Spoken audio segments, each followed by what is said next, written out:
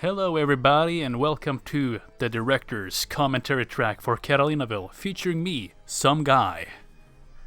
And of course, the god himself. Well, I'm not answering to that one. Oh shit. Well, the director of this masterpiece, Josh Eliot. Yeah, that's a little more appropriate. How you doing? Hi everybody. Thanks for joining us. So we're here taking a look at the new and polished version of Catalinaville. It's actually going to be my first viewing of this remaster, so I'm quite looking forward to it, because this is one of my favorite movies you've ever made. Oh, well, thank you. Yeah, it was probably the biggest production I ever worked on, hands down. Opening here is a little bit of the ocean off the coast of California, just outside of Catalina Island, that we shot this footage on the ferry on our way over there to shoot for a couple of days. And Sharon Kane wrote this fantastic opening song, Friends and Lovers. Yeah. And there is Catalina Island. Approaching a lot of cruise ships parked there for the day. People get off. There's no vehicles on the island. It's just golf carts and motorboats, evidently. Yeah, apparently. It's a very beautiful place. It looks quite Greek from the few shots I've seen. I don't know why, but it kind of reminds me of Greece architecture. Just that one building, really. The Wrigley, the Wrigley Gum family, they have their Wrigley estate is on that island. And so they have a really big, beautiful palatial home. Now, this is a gorgeous cove. The intention was to go there and shoot the sex scene on this cove. We all packed into that one little friggin' motorboat. Crew, Really? Equipment, and the two models, Steve Rambo and Brad King. And we got there. I shot this little bit of dialogue that we're watching right now, and then a friggin' pontoon came and dropped its anchor, and all of these snorkelers started snorkeling, and I was like, well, what the fuck are we supposed to be doing now? So I panicked, and then grabbed Brad Austin, Rambo, and King, and myself and a camera. We swam back out to the boat because we couldn't bring the boat ashore. We had to wait out with the equipment. And we went up to the ocean and filmed an oral scene just so I wouldn't have nothing in the can for that day. So it was a little freaked out. I was a little freaked out that day. But Yeah, I can understand why. and plus we were supposed to have a full scene on that cove, but because of the situation, we just ended up with an oral scene opening the movie. Never the best. I mean, it's a nice start. Some mouth stuff is a good appetizer, I suppose. That's right. Now here, that's my apartment actually, in my condo in West Hollywood that I shot Rambo in. And, Really? And Doug Jeffries, that's actually the general manager's office at the Catalina warehouse. And that's supposed to be Chicago, and he's talking to Rambo on Catalina Island, basically saying he is cruising a janitor. That's why he's there late on a Sunday. And also confesses that he fucked up and starts this whole ball into play with this international intrigue involved with an underworld figure where Rambo gets pulled into. Here we got the titular Catalinaville itself. And, floppy disks were all the rage in 1997 when we shot this, released in 1998. So, of course, everything was put on a floppy disk, which probably your audience has no idea what that even is. Yeah, I have my demographics is like guys, mostly guys, 20 plus, then to 35. There's a big gap, 60, 65, lots of viewers. So I think I might have some floppy disk users here. Oh, well, good. Well, then maybe they can relate. Now, that shot there, Rambo eating that peach, I don't know, I couldn't cut it any shorter because he was chewing and chewing and chewing that peach before he said his line, and there was no place to cut it without wondering what the fuck did he just bite into if you don't see the peach. So that was an edit that I couldn't even clean up, not even in this version. But it always bothered me. Speaking of Steve Rambo, how is he in terms of computer mastery in real life? I would say 1 to 10. I think Steve Rambo will agree with me on this, that he's probably like a 2 as far as computer mastery. So he's not really computer savvy. Well, he does a really good job in this movie, as we will see a couple of scenes. He sells it. professional computer man, Steve Rambo. Yeah, and that computer is really state of the art too, isn't it? Oh, I love it. Those big old CRT monitors. Yeah, it's pretty crazy. So here we got, I got to rent that janitor's cart. So that was my big prop for that scene. Normally I don't get any money to spend. But on this movie, they actually said it may cost double, it may cost triple, it costs what it costs, which I've never had that freedom before.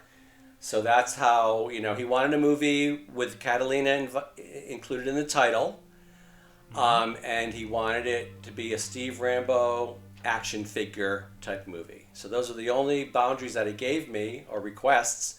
So I came up with that title, which I kind of thought was shit, because I basically pulled from this movie Texasville, which is a sequel to The Last Picture Show, one of my favorite movies.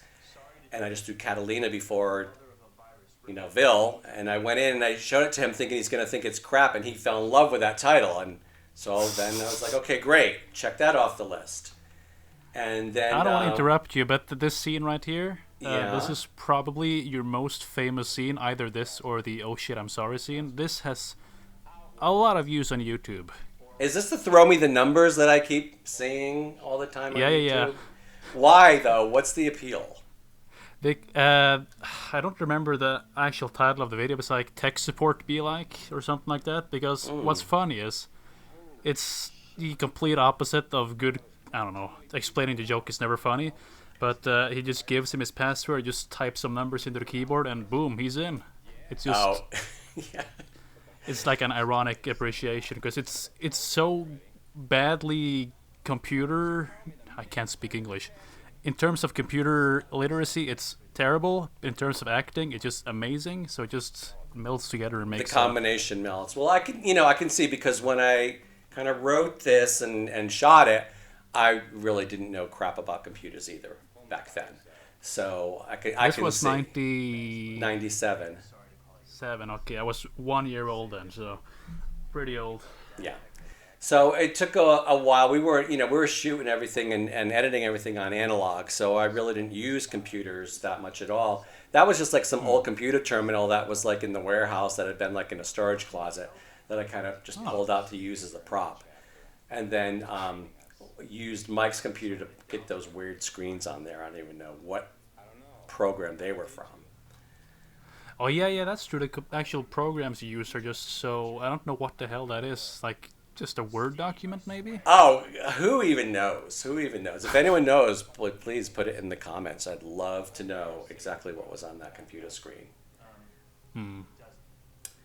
So there's Doug Jeffries. Doug Jeffries is really, I have to say, he's really good in every movie that I ever worked with him in. He really puts in a great performance, adds a lot of depth. He brings a good energy. Always plays like a good asshole and just sneaky, devious man. Yeah, he's really good at that. Pulls it off really well. So, kudos to him.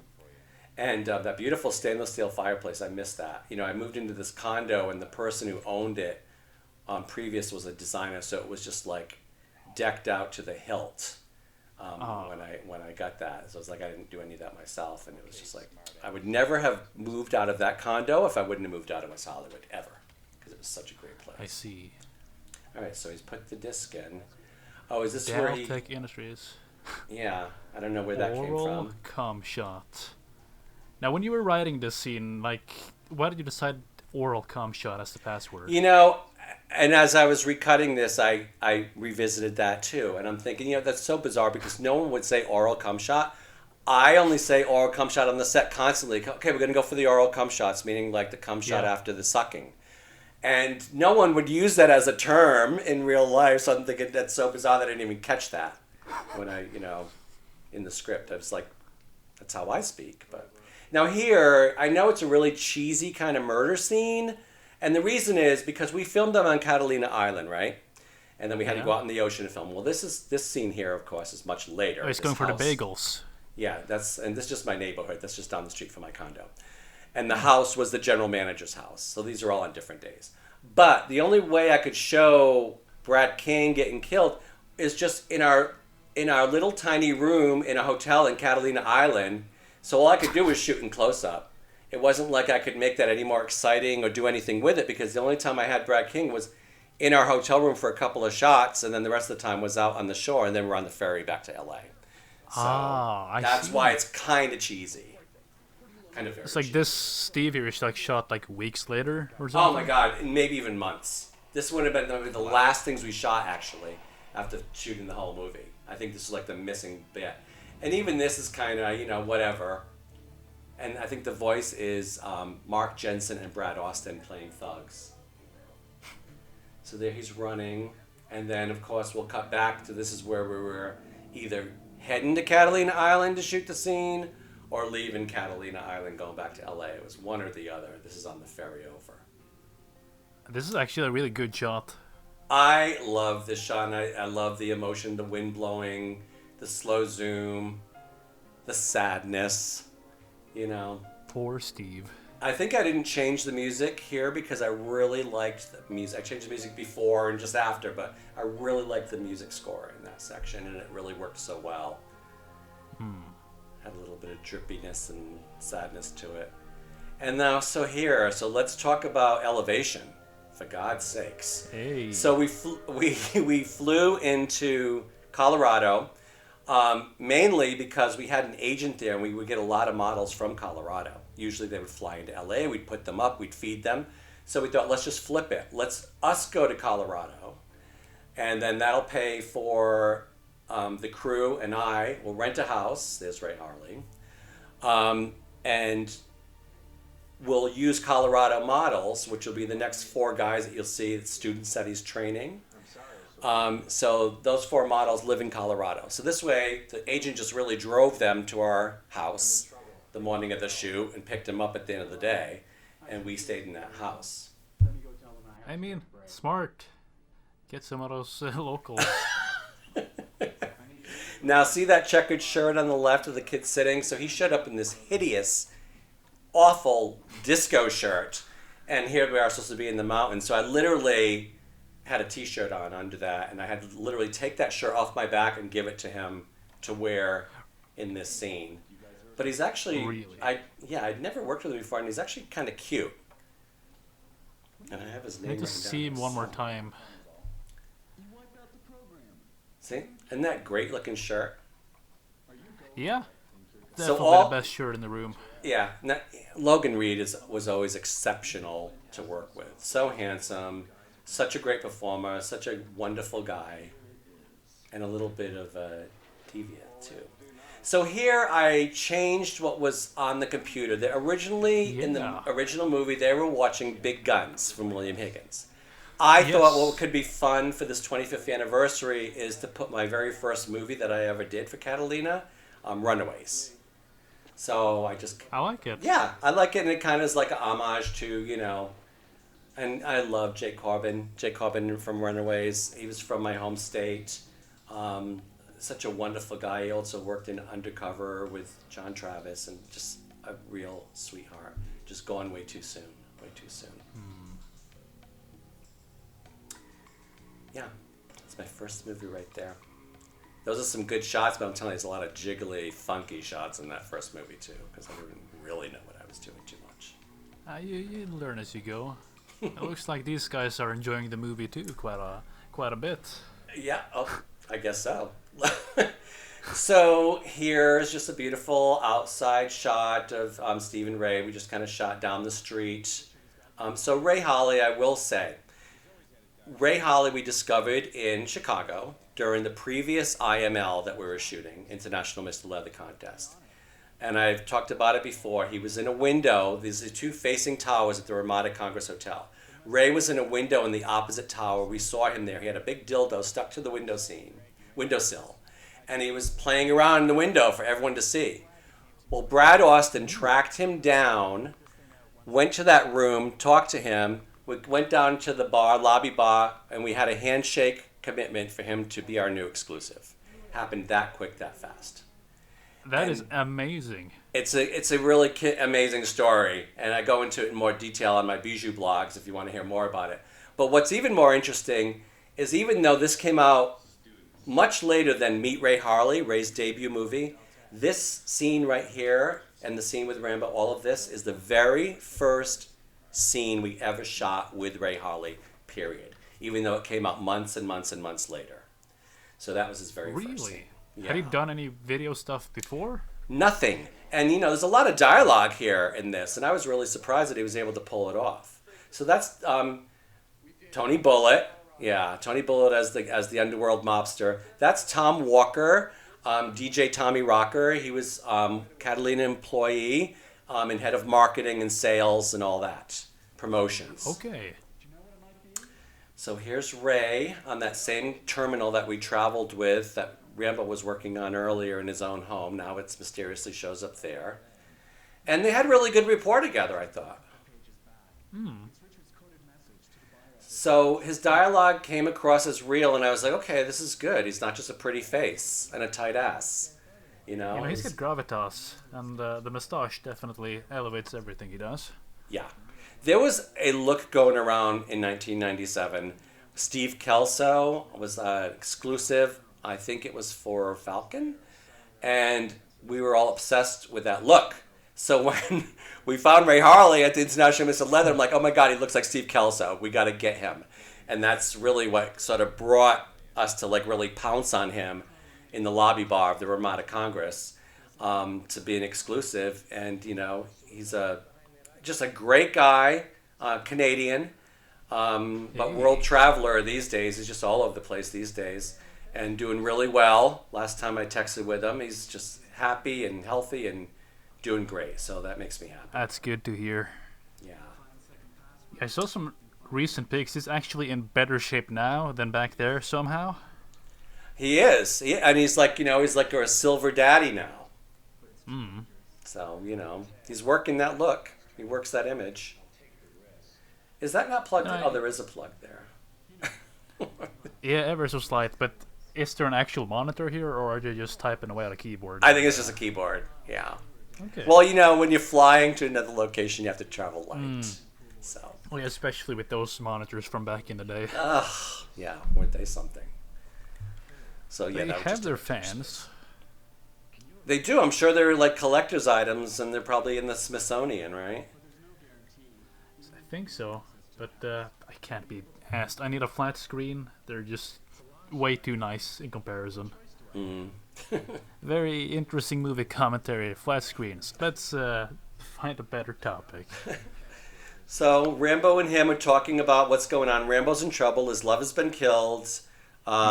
He's got the Catalinaville virus on his hard drive. Or floppy disk, sorry. So Ray has figured out that Rambo's going to go undercover in Arizona at the Underworld Figure's house because the Underworld Figure, Tony Bullitt, throws these pool orgies. And Harley's friend is a caterer for those orgies. So he's going to get Rambo in there, and Rambo's going to try and get the information he needs to help his friend in Chicago. All right, so we're caught up on the storyline. And then, they have a little moment because, the best way to get over someone is to get under someone. Yeah, and he's going to get under him in 5, 4, 3, 2, and 1. There we go. So this was probably I loved shooting this. So this was Brad Austin and his lover, Joe. Joe is the cop in Score. Okay. Okay. Yes. So Joe came along with us to help on the crew. So that's them in these outfits. Brad Austin, the director for Catalina, and Joe, his partner. And we shot this after shooting the sex scene one night. And I just want to say it was 10,000 feet elevation. And no matter if you were walking up 2 steps or walking down this flat hallway, it was impossible to breathe the entire time we were in Breckenridge, Colorado. You were out of breath constantly. It was hideous.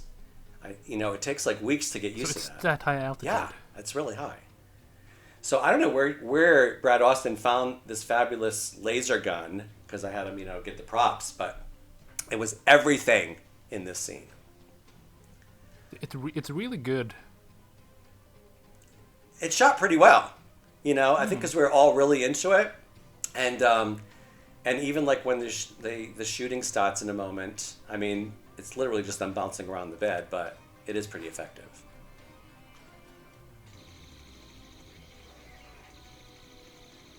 Yeah, considering what you had to work with, this is pretty good. I know. You need really, it's spit and glue and imagination when making these movies on the budgets that we did back then. Typically, a budget was $13,000 for any typical movie you'd find from Catalina. This one was about triple. Damn. Yeah, I mean, this feels like a genuine movie, except it just has a lot of men having sex. But that's probably a plus to someone.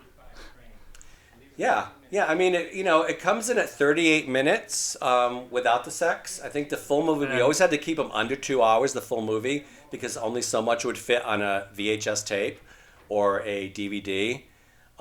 It could have been longer. But, we had those restrictions. But, yeah, 38 minutes is a lot when you're taking that out of 2 hours of sex. So here's Brad Austin.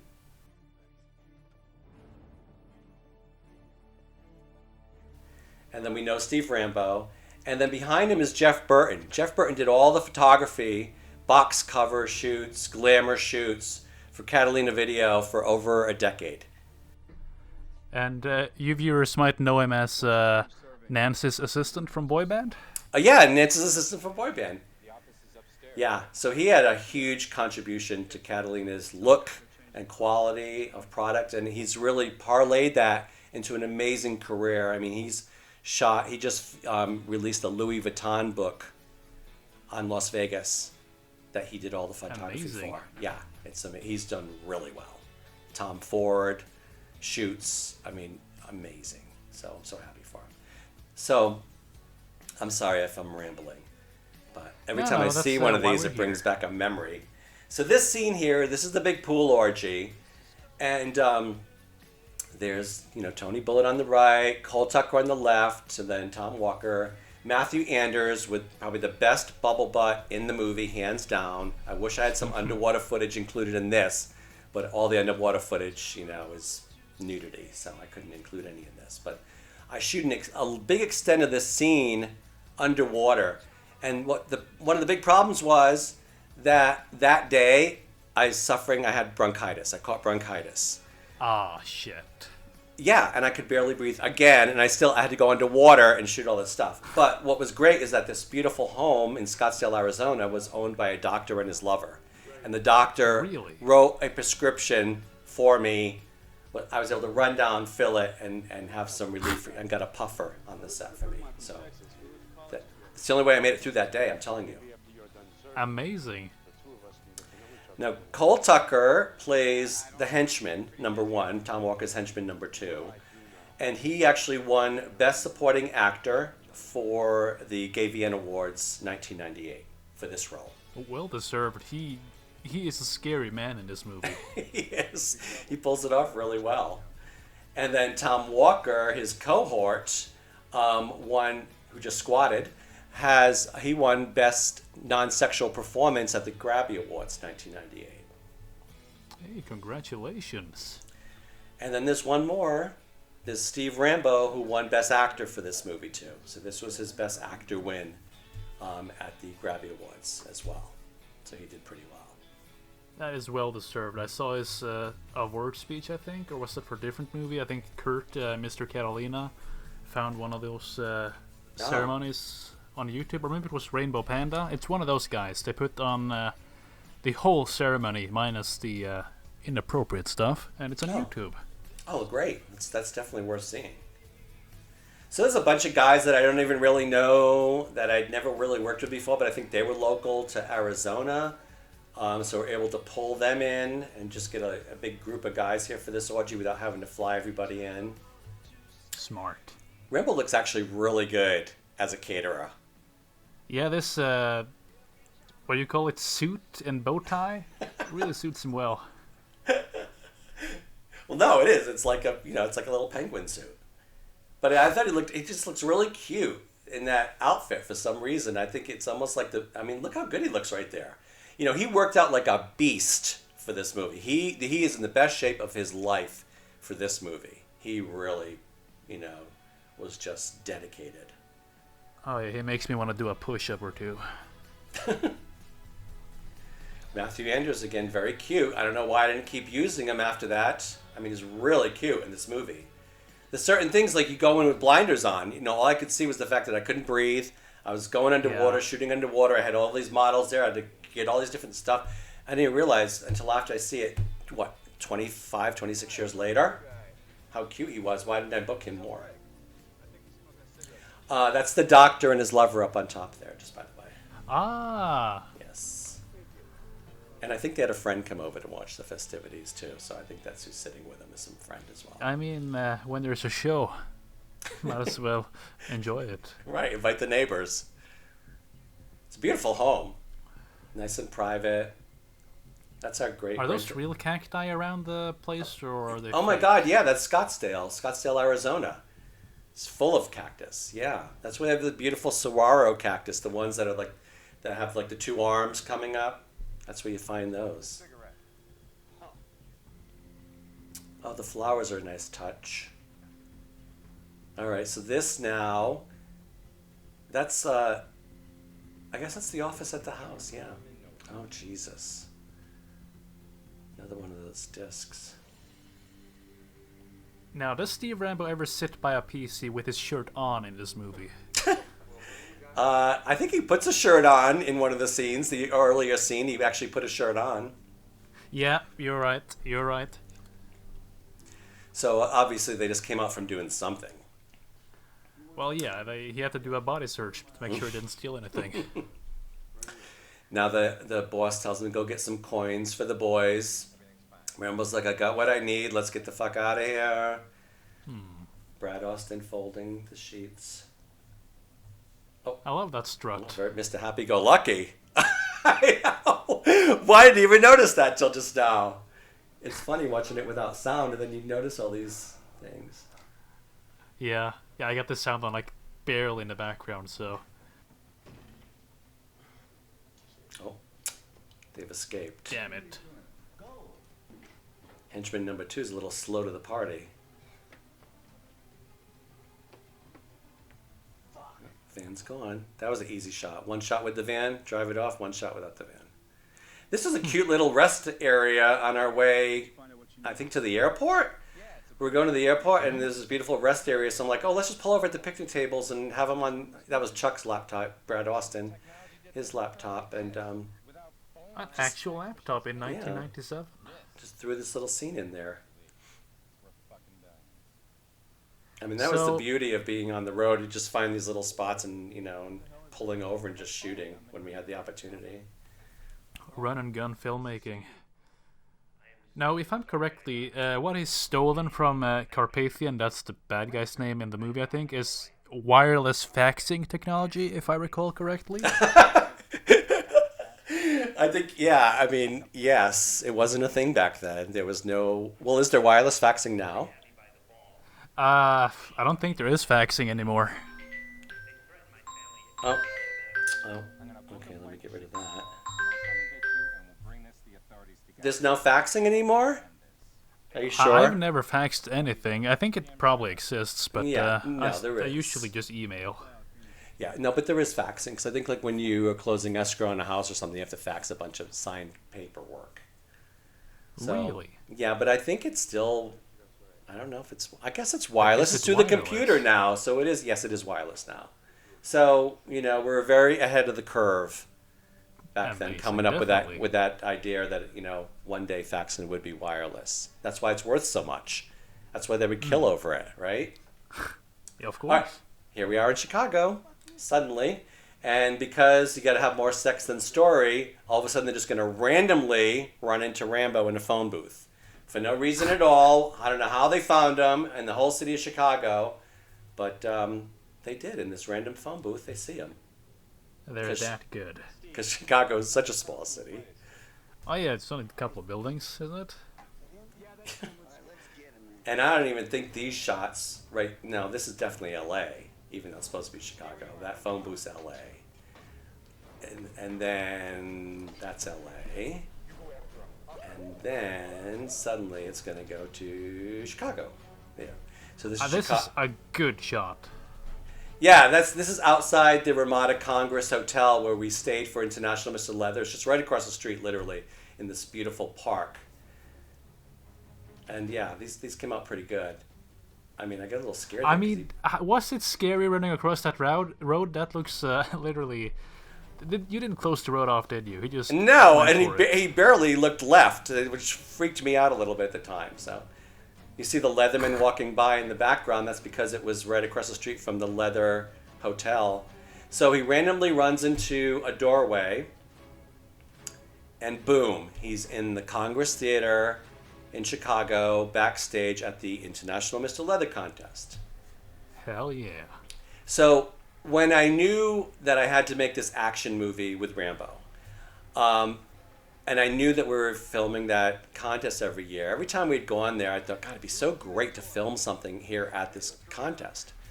So when I was assigned this movie and it had to be an action movie, I drew upon my memory of some old Alfred Hitchcock movie that either started, I think it started or ended, in this theater during a live show. And it was just really action-packed and exciting. And I thought, no matter what, I don't know what the movie's going to be about, but I know it has to end and climax in the International Mr. Leather contest. So that's how this all came about. And they let us in, to set up the day before each year. So we just asked the producers, can we get in like a day before and actually have the place to like shoot sex scenes? And then shoot before the concert starts, an hour before the concert starts live on stage. And they said yes to both. So all of these shots here that are kept in this PG version, they're all, an hour before the show started. So we had to go get them really quick. And then this scene in the bathroom that it keeps cutting back to was shot the day before, because there's like the two guys that are having oral sex in there while these guys are talking all this, which I had to cut out of this, of course. Of course. Yeah. So they're talking about, how they're going to catch him, how they're going to, this is how Rambo finds out that he has handcuffs for later on in the movie.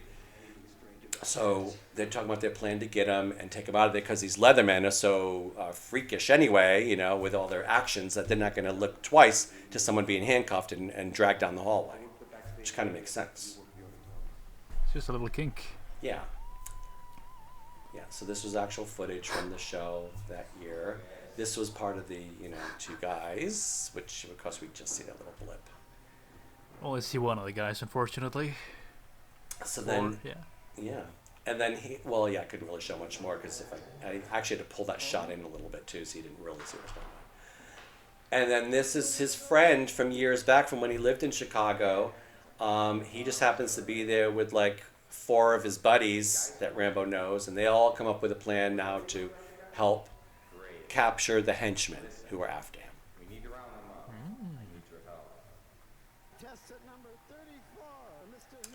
Mr. Marcus on the stage, real small, you could see on the right-hand side of the corner, that last frame. Mr. Marcus was a famous, right there on the right with the white hair, famous leather author. He wrote columns, just was documented the whole leather world for years and years. He was very famous. Okay. Yeah, the whole leather thing, I haven't really seen a lot of it because I don't like leather. But I can see the appeal, I guess. This was like right after The Matrix came out, to be fair. No, right before? I'm perfectly the same way with you on that. Yeah. I kind of see the appeal of it, but I've never been really part of that community. You know what I mean? Now, that makes sense. The fact that Cliff Parker was in this scene was just like, oh my God. I mean, I don't think I'd ever worked with him. If I did, sorry.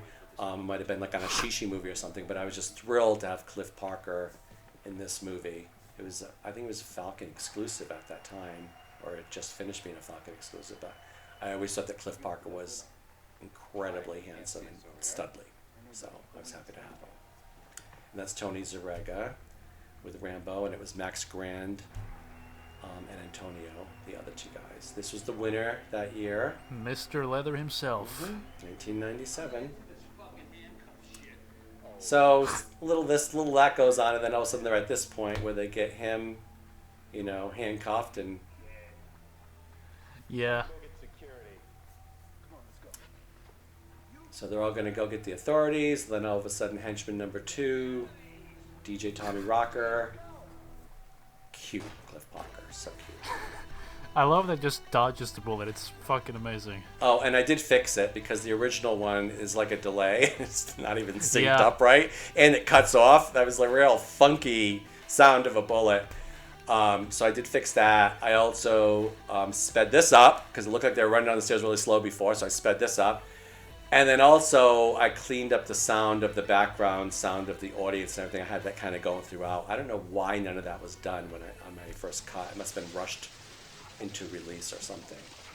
Okay, I want to talk about this location. I'm sorry to ramble, but this is a really cool pool in a house that was literally 3 doors down from the gates to Jack Nicholson's mansion, just off Mulholland Drive. Yes, just off Mulholland Drive. In Los Angeles, and because we kept seeing Jack Nicholson going up and down the road, and we knew that he lived up there. But we just took garden hoses and was running the water down the side of the pool to give it the effect of a sewer, and I think we had a smoke machine blowing, but it was so windy and stuff, it just looks like water gust. And poor Rambo, this water, it was like 60 degrees that night, which is cold for LA, for us in LA, we think that's cold. And Rambo was in that water the whole time shooting the box cover. And then the two of them were back in the water to shoot this scene. So kudos to them because that water was friggin' freezing. But they did a great job. How many hours did this filming and photography take for the cover? I'd say it took about an hour for the box cover. And then for this, I think we spent a good hour and a half. Because I really wanted it to look good and shoot it from a ton of different angles and go through different steps like choreographing. And then I really like the scene. It's not a Josh Eliot movie without a couple of deaths, now is it?